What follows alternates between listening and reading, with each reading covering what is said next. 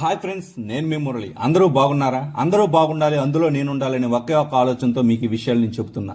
బంగాళాఖాతంలో పుట్టిన ఒక చిన్న అల్పపీడనం ఇప్పుడు మెంతా తుఫాన్గా రూపం దాల్చింది. సముద్రంలో వేడి పెరగడం వల్ల ఆ గాలి తిరుగుతూ శక్తిని పొందింది. ఇప్పుడు అది తీరం వైపు వస్తుంది. రేపటి నుంచి అనగా 27వ తారీఖు నుంచి 29వ తారీఖు వరకు భారీ వర్షాలు, బలమైన గాలులు వీచే అవకాశం ఉంది. ఇలాంటి సమయంలో మనం చేసే చిన్న జాగ్రత్త పెద్ద నష్టం నుంచి తప్పించగలదు.